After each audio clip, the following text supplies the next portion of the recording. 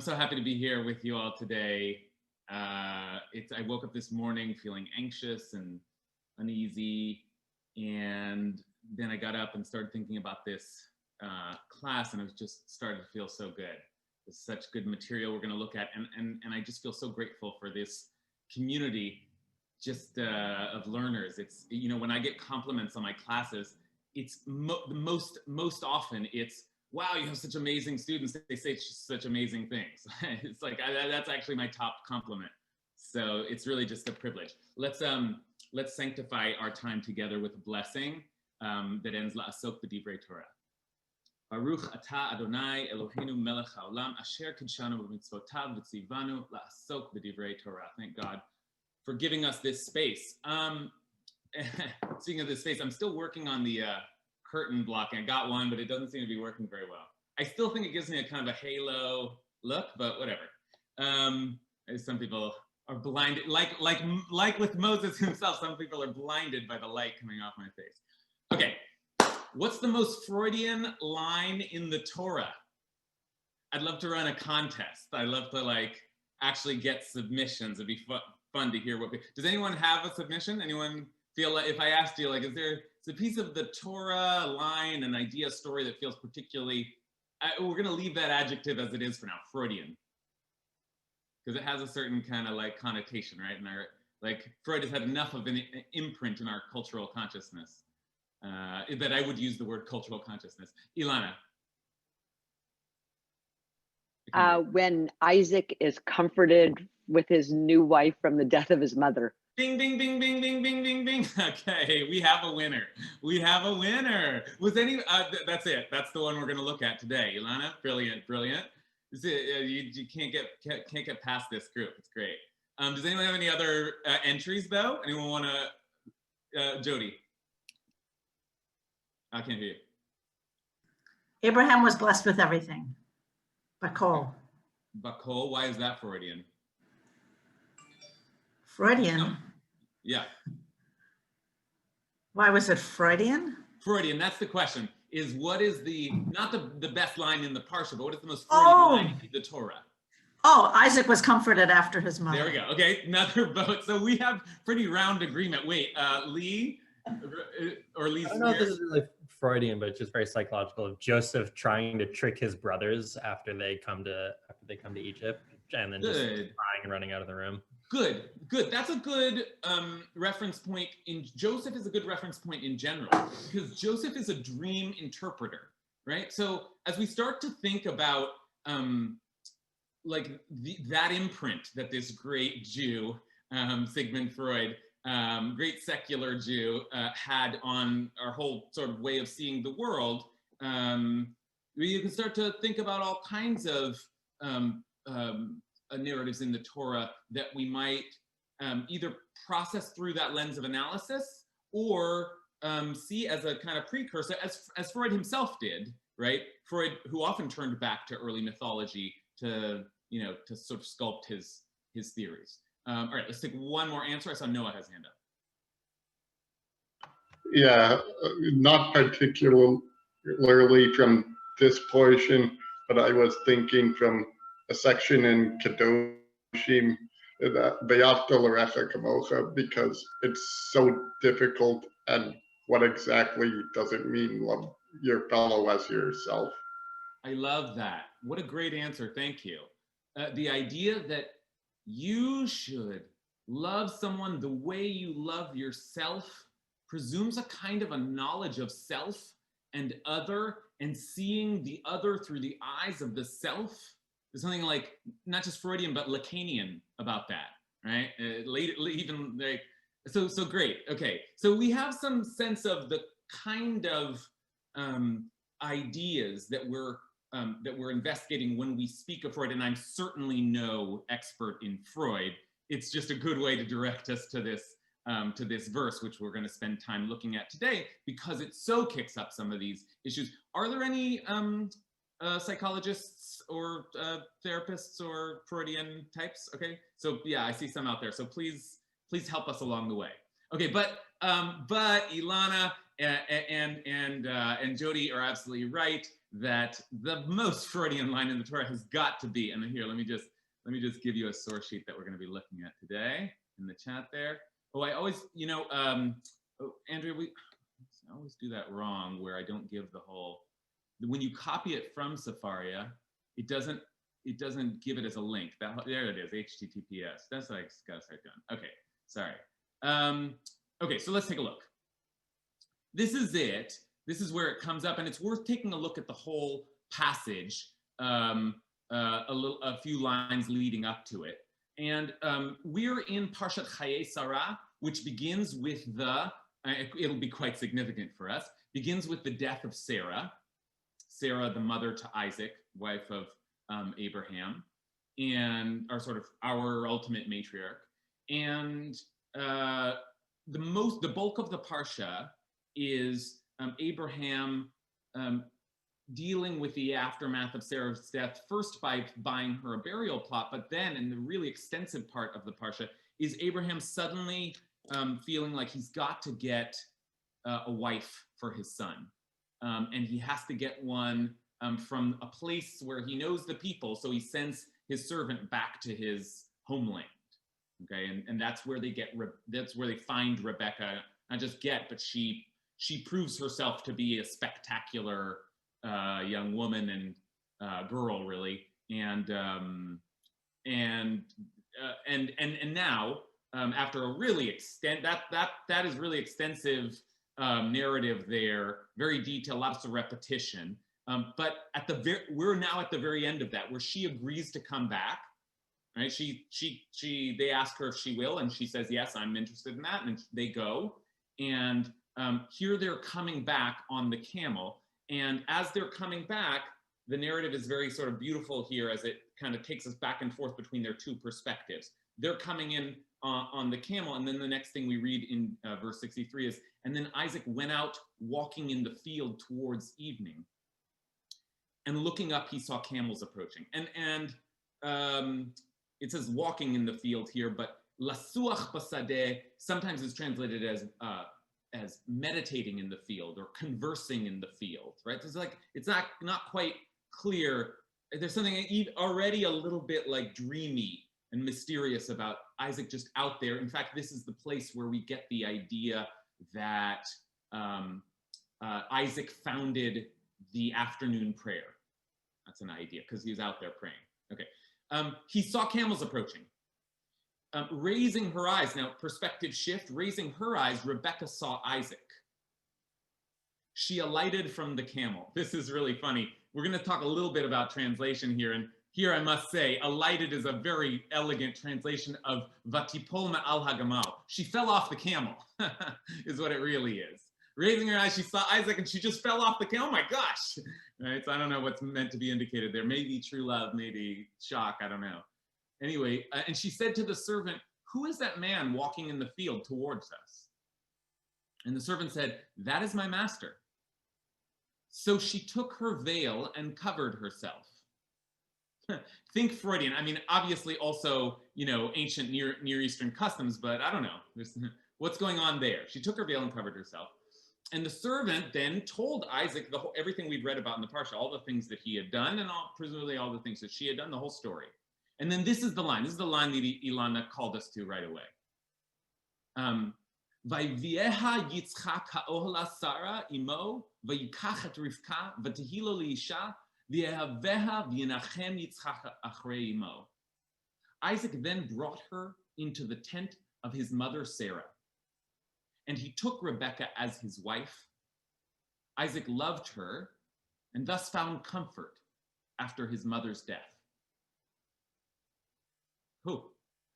That's a doozy, right? I mean, let's spend some time unpacking that. I want to do one just translation thing. Mostly I just take what Sefaria gives me, but here, sometimes I translate it to make it read what I think is better. But in this case, I wanted to leave it. Sometimes it's useful to see the way it's been translated and then translate it back so that you see, so you actually see how unusual the text is, because the translation here is Isaac loved her and thus found comfort after his mother's death, which makes sense. But in the Hebrew, it just says, V'yinachem Yitzchak achrei imo, and thus found comfort after his mother.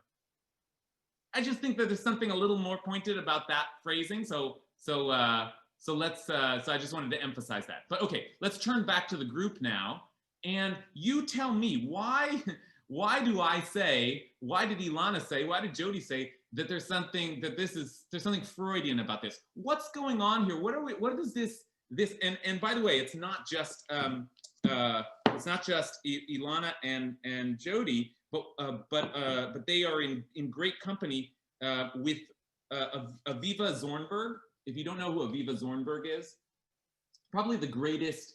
This is a class in Parshanut. This is probably the greatest living Parshanit, right? The greatest living Torah commentator. And in the introduction to her first book, the beginning of Genesis, the beginning of Desire, first book on the Torah anyway, she says, commenting on this verse, Isaac then brought her into this tent of his mother Sarah. She says, one might even describe Rashi's comments on the verse as Freudian, opening his reader's eyes to the dynamics of intimate family relationships. So we'll get to Rashi soon, but there's that, and by the way, Zornberg is known for a particularly psychoanalytic lens. So anyway, that's a tangent. But back to the verse. You tell me, what is Freudian about this, or what are the intimate family dynamics that are being suggested, hinted at? What's going on here? Let's see. Let's take some. Anyone want to come in? Let's make sure. Ruth. Well, at the very least, he liked his mother. He loved her. Good. The boy loves his mother. Good. Now, why is that? Why is that Freudian? Let's just speak it out. Maybe some of our psychology people can help us. When we talk about the loving relationship between children and parents, that's just normal, right? Kids love their parents. Parents love their kids. What's the big deal? There does seem to be a large number of dysfunctional families. And so to come across one that is not is a treasure. Okay. Let's see. Jenna. I think it's about and this is from me having studied Freud a long time ago, but people are seeking to replace their parents with their partners, and that the loss of the parent is replaced by the partner, which is funny because it only works in a specific scenario of Isaac is straight and his mom dies, so we can find a wife to replace his mother. Okay.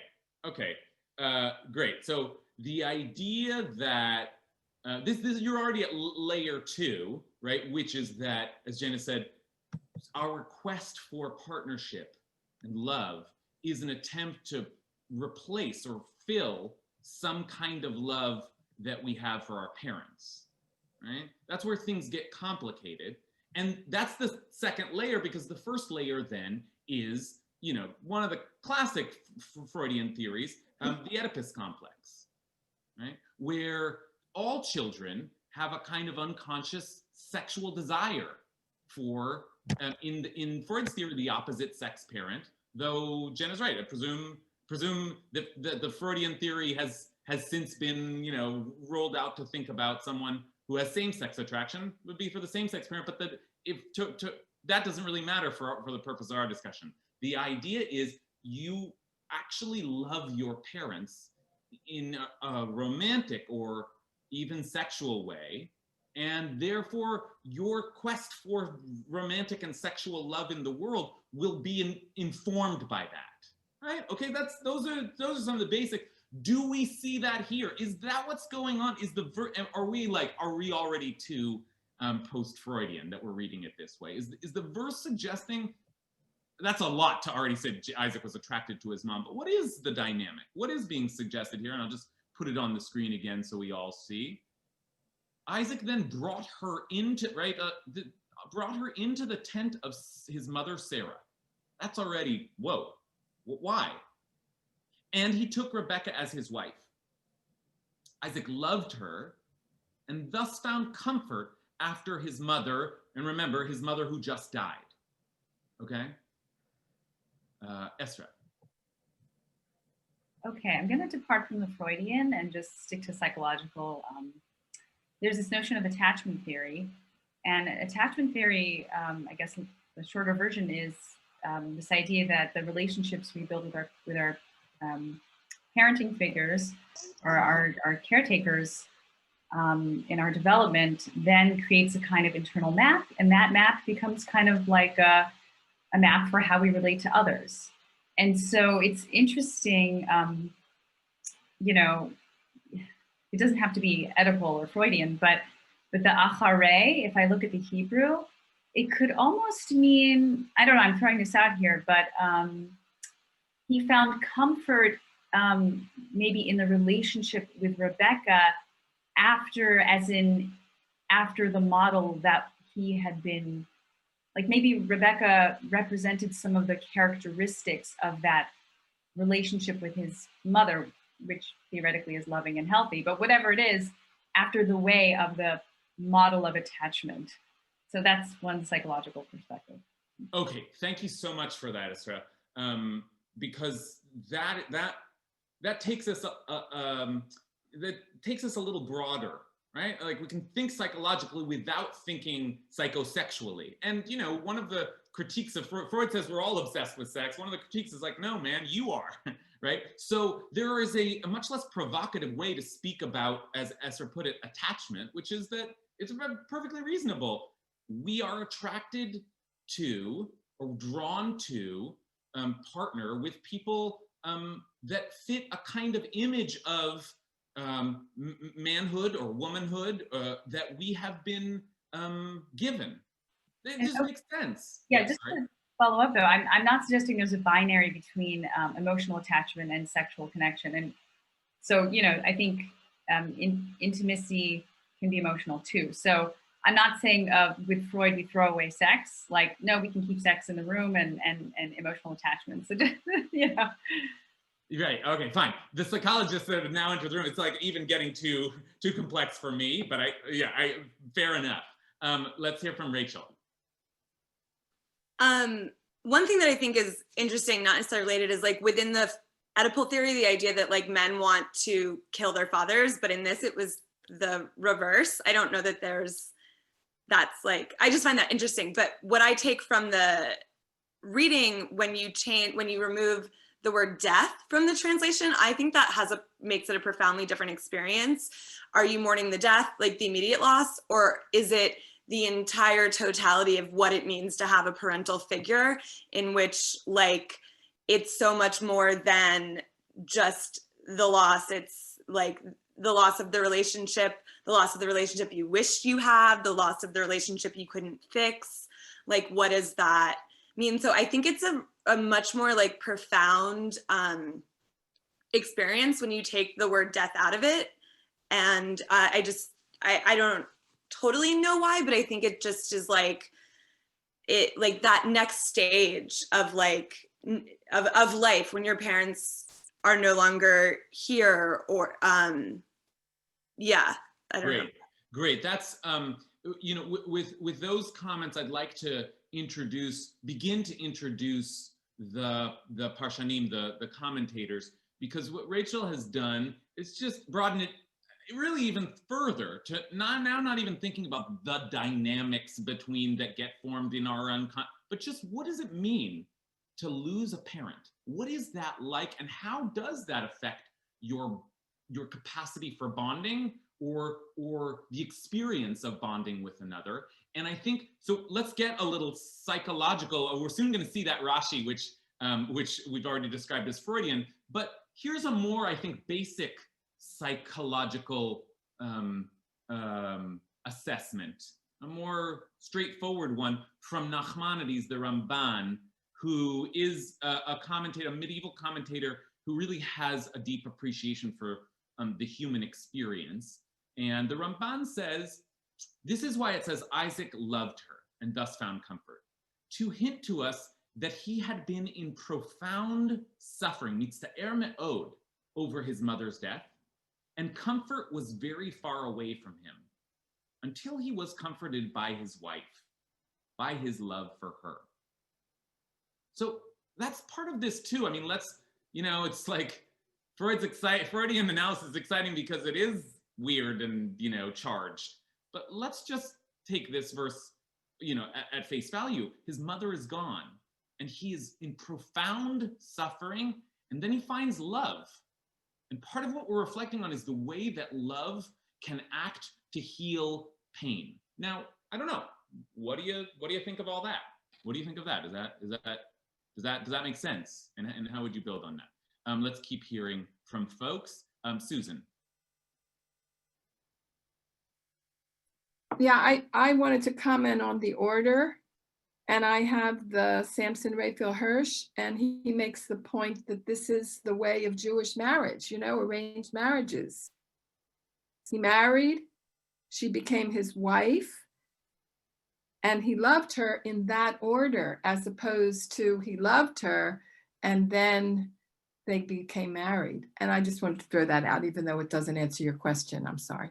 Okay, fair enough. Listen, this Parsha Nut, so there's another commentator in the mix. Yonatan.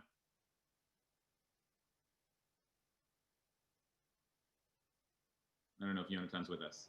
Am I unmuted now? Yes, you are. Oh, great. I totally disagree with Ramban. I think that in Isaac's relationship with women, his mother and his wife both, he's the center, right? And he had a relationship with Sarah that was, I would say, not healthy at all. I mean, she centered him to such an extent that she arranged for Hagar and Ishmael to be kicked out. She really doted on him obsessively. And all the language that we see around his relationship with Rebecca is he's making the decisions. He's deciding where they go, what they do. Her response when she sees him is to fall off the camel and to cover herself, right? She's with a male servant and her hair is uncovered, but she sees the man that she's about to marry, and her response is to cover herself. And when I read this passage, what it looks like to me is that here's a man who's just so used to being the center of everything that when for one fleeting moment that's gone, he needs to find someone else who'll put him in the center of everything. That was some Torah psychology, folks. Yonatan's like, sit down and tell me about your mother. Like, it's like, we're going back. And that's right. Yonatan's doing the right thing, which is now, wait a minute. These hints, that's great in a verse, but now we have to go back and start thinking about the dynamics in this family system. And I just want to highlight one of them, which I thought was such a brilliant connection that Yonatan offers, which is that Sarah drove Ishmael and Hagar out into the desert because no one could ever outshine or take the place or overshadow her son. How dare anyone try to even come close to her son? So maybe there was something intense already happening there that, as Yonatan suggests, gives Isaac an overinflated sense of self-importance, but we could take that any number of ways. I just want to emphasize the intensity of that relationship between mother and son. Liz? It seems to me that Isaac was an incredibly lonely person. When you think about it, his father tries to kill him. He has no relationship with his father. And given everything else that's been going on, his relationship with his mother sounds like it was not just the primal relationship, but the only relationship he may have had. And all of a sudden, here he is, his mother has died, and he is as alone in the world as a person can be. And then he connects with someone, he connects with Rebecca. So I think there's an element of this that isn't about sexuality, isn't about, replacing the mother, but replacing any kind of relationship, that he all of a sudden was so bereft because not just that he longed for his mother, but he longed for connection in the world that was gone for him. Mm-hmm. Yeah, and I think Liz is asking us to, and I want us to as well, think more broadly about the way that the loving relationships that we build with a partner end up rebuilding something, right? Like some kind of love that we either didn't have or had or reconstruct, you know, like what, inevitably, is it not so that we attempt to reconstruct a family unit, right? Even if it's just between you and that one other person. And maybe I'm already saying too much. Every relationship is different. I mean, part of the danger of this sort of theorizing is that it imposes sort of rules on human behavior that are not absolute, but rules that are helpful, you know, guides or at least thought constructs. Okay, I want to take one more comment, and then it's the verse itself is so explosive that we could spend all our time with it, but I do want to look at the Mefarshim, and I see Sheridan Niemark has got a hand up. And I just want to say, by the way, before I didn't notice you, but one of the things you can do is go to participants and then hit the raise hand icon, and then I see the blue hand on my screen. So otherwise, anyway, but I think I caught you this time, Sheridan. Please go ahead. Thank you. And I'm Dana. This is Sheridan. Oh, okay, fine. I just read the bottom. I'm on his computer. So I would like to suggest that Isaac was not that loved by his father, Abraham, in spite of the fact when God approaches him and says, take your son, your only son, the one you love. I think he loved Ishmael. And I think it's similar to what we see with Isaac and Esav and Yaakov, because Yitzhak, I think, admired the manliness of Esav, and I think Abraham found Ishmael more appealing. And good, that's helpful. So, So we took a dive back. Thank you, Dana. We took a dive back with Yonatan to think about the mother-son relationship. We must, of course, think also about the father-son relationship, and Freud does too, right? That Oedipus complex is, you know, the boy loves his mother and wants to kill his father, based on the play. There was Sophocles, is that right? Like Oedipus Rex, right? And in this case, as somebody already pointed out, there's like some of those themes, but a weird inverse where the father almost kills the son, right? well, But I also wanted to add, you know, after the Akedah and the actual saving of Isaac, the text says that Abraham leaves with the two Nahor, and the two young men, and which some of the commentators says that one of them was Ishmael. And okay, I can't hear you now, Dana, but I know where you're going with this, which is that, can anyone else hear Dana? No, right? Dana, we can't hear you right now, but I hear where you're pointing us, which is that the end of the binding of Isaac's story, horrifying as it is, ends with the phrase, and Abraham returned to Beersheba. And it doesn't say that Isaac returned with him, right? And so there is some hint even there that they were fundamentally estranged after that. And that there was a break in that relationship and they never speak again. So it's a funny Parsha where Abraham is spending all this time finding a wife for his son. And let's think about that too, right? The father picks the wife for the son, right? But right, there's some kind of profound break that's happened there. Okay, let's move forward and take a look now at what we've already. yeah, you were on mute. Okay. Yeah, let's move forward and take a look at Sheridan. You keep unmuting. Dana and Sheridan, would you put it on mute? There, thank you so much. Let's move forward and take a look at that Rashi that we've been teasing you with all along, and it's such great stuff. I mean, it's like we're kind of elegantly dancing around the issue, but Rashi just says it straight out. He brought her into the tent, says Rashi, and she became exactly like his mother, Sarah. As if it were, typo. As if it were to say, and behold, she was Sarah, his mother.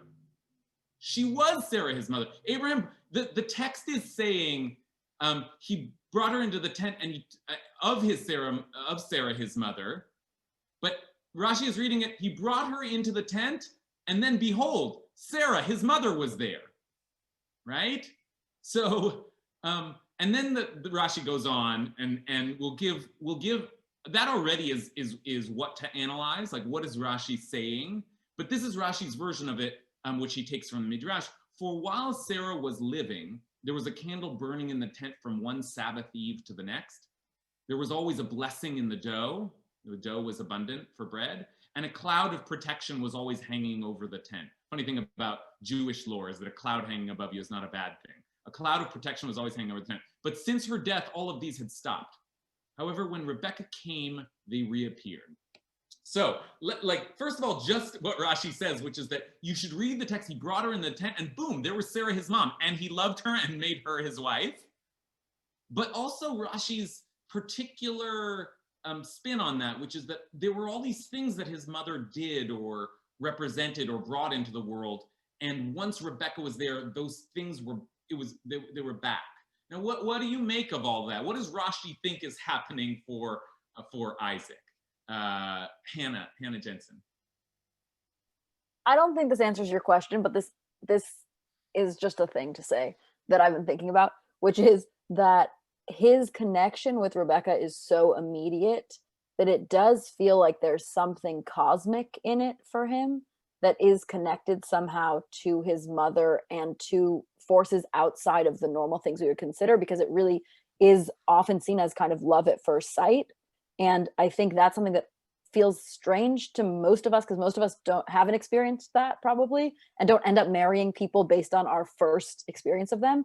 And so there's some energetic thing that happens, there's some understanding that happens, and it may go back to the psychological stuff from the beginning, but it's kind of confirmed by what Rashi is saying, that there was something mystical almost about whatever the connection was and the piece that was missing in his life, that then her being plugged into that space created this ability to kind of reconnect with his mom who was gone and create a different foundation or something. And whether it's sort of Oedipal or whether it's Freudian or not, I'm not totally sure, but I do think there's something otherworldly about that moment for him, and he understands something very profound about her right away that I think is really not easy for us to conceptualize of. Yeah, that idea of love at first sight and the way that, it's such a charming, popular notion, but it does seem to be, there's something about it that seems to be present here. Thanks for highlighting that. And your connection is intriguing, that if I can, at least how I would extend it is that it's somehow because she so fit that picture. There's something about seeing her that's like, this is familiar. This is womanhood. This is what and remember, by the way, that this is a woman who was taken from Abraham's old homeland, from Sarah's relatives, right? So there's even a suggestion in the story that this is his family. This is his people, right? And the way that might create and think about this. I mean, I certainly, think about it in my own dating and also when I look at other people's dating, the way that people are drawn to, that person, sometimes it even looks like, but is like I know you're her parent. There's a similarity there, right? So that's it's just real. That's just, I think, something that Freudian has a complex way of explaining it, but there's something just true about that, isn't there? Just as human beings. Okay, I see, I think that's Allison Goldman. I don't usually see if you are not on screen, then I don't usually see you, and I try to, but it's always nice to have people participating on screen, and I realize not everybody can, but I just saw Allison Goldman. So are you out there? Yeah, I'm here, and you can even see me. Hello. Oh, hello. Hello. I think what Hannah was saying is really interesting, and part of what I found interesting about it is that, for me, if we modernize this for a moment and turned it into love at first sight, Hannah had this reading of, oh, it's mystical, it's beautiful. And to me, it kind of set off these alarm bells. Because I just imagine if I had a friend, his mother died, and then he calls me 2 weeks later and he's like, I met a woman, she's the one, we're getting married, she meets all my needs. Like, what is he projecting onto her? Great question. Great question. Yeah, let's just leave that hang in there. That's a great question. Jamie. I'm taking non-camera people now. I see them. Hi. Here you go. Here's some. Can you hear me? Yeah. I think I also wanted to maybe say something that sounds a little bit like what Hannah said, but not nearly going to be as articulate as the way that she said it. But I wanted to kind of push back on just the idea of projecting our hyper Freudian notions into the text, and like the way that we today often assume that we're bringing all sorts of pathologies to every single relationship that we have in our life. And I am certainly guilty of pathologizing and over pathologizing myself and everyone that I have a relationship with. But I think there's something interesting here just coming out of this discussion of, well, Isaac has a sense of home, a sense of place, maybe that mystical feeling that Hannah is describing of like just being in the place where you belong with somebody else, that they see you, and that's, that's it. And then in the next stage of your life, or in a different stage of your life, you might have a different person or a main attachment who just makes you feel seen and gives you a sense of home and place in the world. So okay. So that's interesting. The last two comments have been very interesting because Allison very, I think astutely pathologized, but like worried about a pathology, and Jamie wonders if we might leave aside pathology and just speak of sort of the natural way that we look to attach ourselves, and we focus our attachments in different places given what's kind of available to us and where we can find comfort. It's not so, I want to hold both of those. I think those are both important approaches. And let's take a look now at, there's a second Rashi on the verse that I think begins to take us into, and the Rashi is playing with the same ideas that Allison and Jamie are playing with. And I think probably lands more on Jamie's side, though I don't know if I do, but Rashi says, and I say this because Rashi says it's natural. It's natural, he starts. After his mother, right? That was the last phrase there. What does it mean after his mother? We're like, all of our alarm bells go off, right? Or Allison's alarm bells go off. But Rashi says it's natural, derech eretz, the way of the world, that while a man's mother is living, he's wrapped up in her, right? That's the actual language here, kruchu etzla. He's all wrapped up in her. But when she dies, he finds comfort in his wife. So on the one hand, it's natural. It's just natural. That's just you. But on the other hand, there's some new information here, right? Like, as long as she's alive, now it sounds like, okay, in this particular situation, she died before he met Rebecca. But it also sounds like part of what Rashi's saying is like, if your mom's still alive, you're not really yet focused on your wife, right? If your dad's still, right, or your dad's still alive, you're not really focused on your husband. I was like, and listen, we can already hear the jokes and the truth under those jokes of like the mother-in-laws, the father-in-laws, right? But that's a lot to suggest. Just the way of the world. You know how it is. You don't really fully, you can't direct your love fully towards your partner while your parents are still around. So what do you all think of that? And also, what do you think of the it's totally natural, or I'm worried about a traumatic response dichotomy that we just heard. Let's hear from David Subar. Hey there. So I'm wondering if we're over modernizing it. Someone hinted at this earlier, that in modern Orthodox communities today, you go on 3 dates and you're engaged, you're not engaged. That's what I was saying earlier. Yeah, right. They have to choose it, right. And that this thing about Rashi saying that you follow your mother until she dies and then it's your wife, that might be also consistent with how societies worked at that point.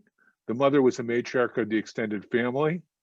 And, you know, I don't know back in those times how the relationships worked, but it wouldn't be surprising that it would be something like that and different than how we think about it today. And therefore that would seem strange to us. Great, thank you, David. That is important to remember, that we may be overreading here.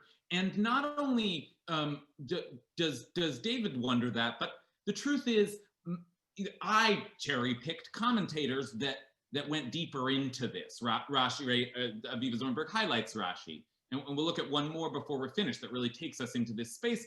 But many of the commentators, maybe most of them, do not take it in this direction. We already heard one. Susan quoted Samson Raphael Hirsch, who's just said, no, this is just telling you that it was all very properly done. That first he married her and then love developed, and that's the way it works. And there are all kinds of commentaries that suggest that, oh, first he brought her into the tent, waited a while until she, until they knew each other better. I mean, it's like, there are all kinds of ways of taking the text as less charged, either because, as David suggests, this is just a plain description of the way things worked in those times. Maybe the wife would eventually take over the tent of the matriarch, right? In a very literal way, right? Or not historical, but just sort of prim and proper. A lot of the commentators like, no, nothing fishy going on here. Just everything was, was being done according to tradition. So yes,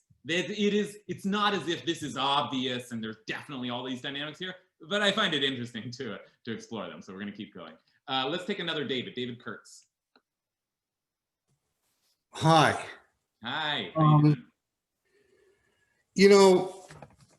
I'm more drawn to Sarah in this part of the story here than I am to Isaac. What I'm saying is that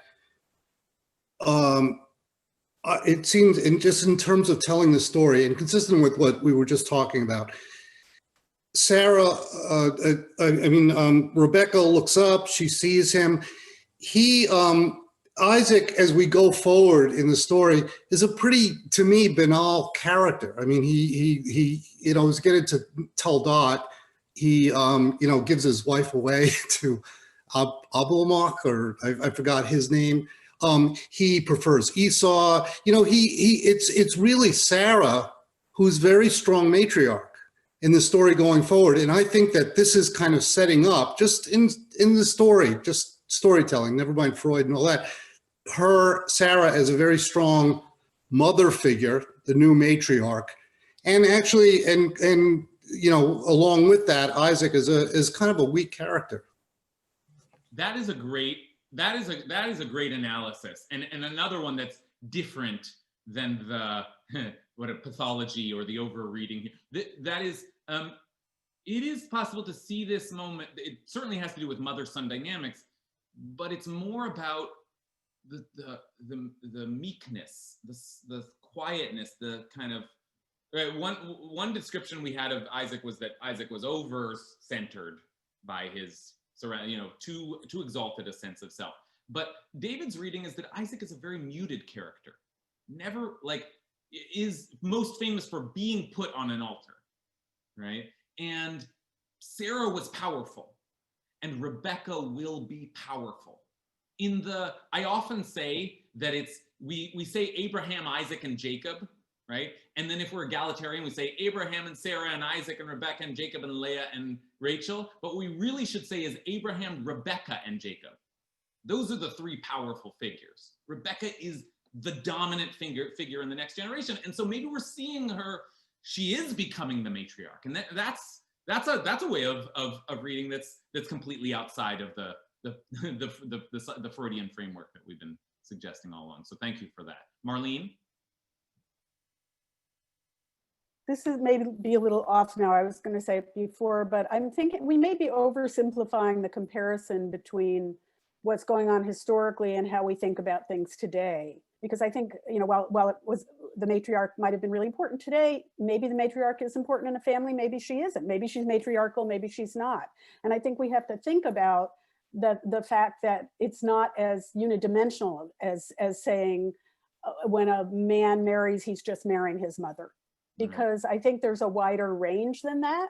And I think we need to think about that, because otherwise we buy into this thing that it always happens this way and all men are looking for their mother in their relationship. And I don't buy it today. And I think there are some men who are like that. There are some matriarchs who are like that. And it's like, the mom's going to run this family and that's the family you're marrying into. And maybe when she's gone, things will change. But I don't think it has to be that way. And in fact, I have experience that it's not always that way.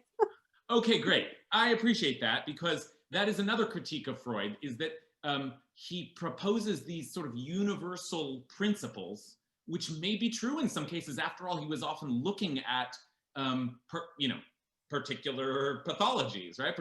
Particular cases, and yet suggests universal human tendencies and rules that, you know, that seem like, my gosh, if that's what's happening with us all, Marlene suggests that's a distortion, that's an overgeneralization, and that it may be fair to read Isaac in this way or not, but that doesn't mean that the Torah is saying something that's just true. However, there is a place where the Torah does seem to be saying something true and universal about some of these dynamics. And another, if you will, Freudian verse in the Torah that I found myself tangling back to as I followed the thread of the commentary here. And what I mean by that, and I wanted to show you this as we study Parshanut, Torah commentary together, is that, okay, so I was looking at this Rashi, and the Rashi is so interesting, both of these pieces. She became exactly like Sarah and his mother, and also that it's natural that a person is wrapped up in his mother while she is living. And I was just like, wow, that's so fascinating. Luckily, Safaria gives you the citations. Where's Rashi drawing this from? So this second one is drawn from one of my favorite midrashim, Pirkei de Rabbi Eliezer, the chapters of Rabbi Eliezer, which is a kind of a 9th century late midrash. But I like it so much, I thought, I want to go look at and see what it says there, right? So this is like centuries before Rashi, but Rashi's borrowing from, and it's worth looking at because the fuller description here in Pirkei de Rabbi Eliezer has more for us, and also brings us back to another verse that I think we'll end on, is worth kind of reflecting on in light of what we've been saying about Isaac. Speaking of translation, I wanted to leave this also because you'll sometimes find that Rabbi Yossi in Hebrew is translated as Rabbi Jose, right? Because Jose is closer than Joseph, Rabbi Joseph. That doesn't sound right. So Rabbi Jose, which I love. I just like the idea. Why not, right? Rabbi Jose said, Isaac observed mourning during 3 years for his mother. 3 years. That's quite a start. Isaac mourned for 3 years for his mother. After 3 years, he married Rebecca and forgot the mourning for his mother. That's like an amazing second line. He forgot? That's actually the language it uses, shachach, right? From here you learn that until a man marries a wife, his love is directed towards his parents. And here it doesn't say mother. It says horav, his parents. When he marries a wife, his love is directed towards his wife. And I think we can imagine this same, now that we're in the realm of parents, we can imagine the same thing being true for a woman. And we could probably imagine the same thing for a man marrying a husband and a woman marrying a wife, right? But there's a direction of love that goes towards the parents. And then when he marries his wife, it's directed towards his wife. As it said, and here we have another verse that I think is worth entering into our contest. And that is why a man leaves his, sorry, my grammar here is bad because I've retranslated things. And that is why a man leaves his father and his mother and he shall cling to his wife. Let's just look at that in the original here. Do I want to finish this? Yeah, no, let's just stop there, okay? So the idea here is that in general, a person's love is mostly directed towards their parents while they live, and then when they get married, not when the parents die, but when they get married, the love is directed towards the partner. There's a shift of the focus of the love. And the language here in Hebrew is ahavato holechet achar horav. The love goes after the parents. Lakach isha ahavato holechet achar ishto. But when he takes a wife, the love goes after the wife. Okay? And then this verse, and that is why a man leaves his father and his mother and clings to his wife. So let's take a look at their proof text, because I think it's another kind of doozy of a statement by the Torah. And it's in the second chapter of Genesis, where the second creation story, where the eternal God casts a deep sleep right up here upon the person. And while he slept, God took from one of his sides and closed up the flesh at that spot. And the eternal God fashioned the rib that God had taken from the person into a woman, and God brought her to the person. Then the person said, this one at last is bone of my bones and flesh of my flesh. This one shall be called woman, for from man she was taken. We looked at this in our first poetry class, promo for poetry class, 6 o'clock Wednesdays. And then it says, and that is why, after that creation story, and that is why a man will leave his father and his mother and cling to his wife, so that they become one flesh. So in our remaining time together, and we don't have much, I want to enter that in also, this verse that says in the very creation of a person, there's something, and especially in the creation of the two people, right, who can be together, there's something about that creation that suggests there's a leaving, like once we know that a person can partner, can become one flesh, then we know that person will leave their parents. And those two dynamics are interrelated. Okay, so let's hear thoughts on everything, that all the ground we've covered in the last few minutes here. Miriam, we'll start with you, and then we'll try to get to Matt and Wendy as well. Miriam, you there? Well, at first I thought that Jacob needs to grow up. So that was like from our last discussion, and he needs to finally take responsibility, because he's the next generation that's going to be kind of leading the Jewish people. It's like, grow up, leave your mother, kick him out of the house. You can't live here anymore. And it's a responsibility of the parent also to, in a sense, shove the kids out. Good. This is helpful because, again, this is like I would say a non-Freudian analysis. It's more like the generations all have to take up the mantle. And it's time for like the Genesis suggests, like you'll leave your parents and start a new life. It's not like a psychosexual analysis. It's just, you got to step up. And that's what we see happening here with Isaac and Rebecca. They are stepping up. They are becoming the next generation. Matt. Yeah, there we go. My comment was way back. We're looking at this role, and family roles are really weird in all of this, because Sarah is the wife, but maybe she's the sister, and then we do the sister and wife again, and we're playing. So the fact that his mother, his wife becomes his mother, fits with playing with family roles so different than ours.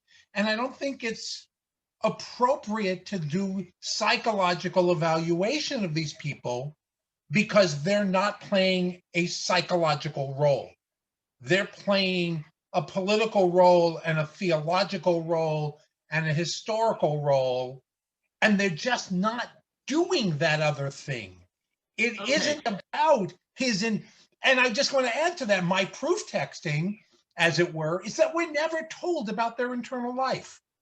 We are never told, we get, every so often, and he loved her, and he was surprised. And he was comforted after his mother's death. Yeah, but we're not Look, really I given. wanna both celebrate your comment and also push back on it, and celebrate it in the sense that yes, I think, look, we're talking about a society in which it was much more common to marry your first cousin, right? Very common, expected.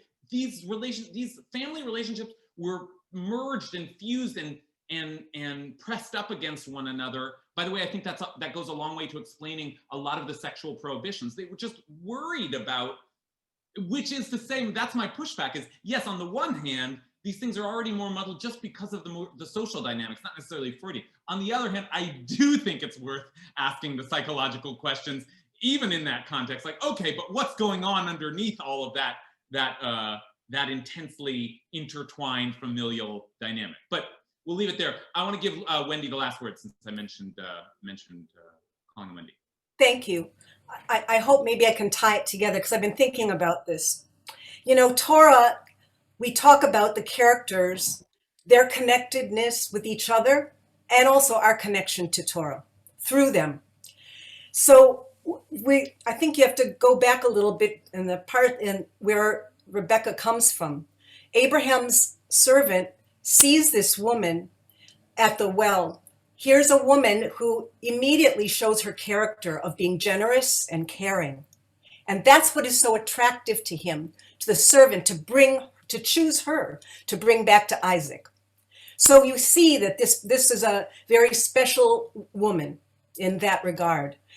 And when she's coming, they say, you know, Isaac is in the fields in prayer or in meditation. He's in a place of calm and heightened awareness. So he's able to see, we all have this experience. You meet somebody, you see somebody, and you have a reaction within, without even saying a word to each other. We can sense who another person is, just as we can sense that person who is connected to us deeply, as is talked about in Genesis in the beginning. This is a bone of my bone. This is flesh of my flesh. I can recognize that there is something. And I think Isaac sees that in Rebecca. He sees her. And I think she then also recognizes that he sees her. He sees her truth.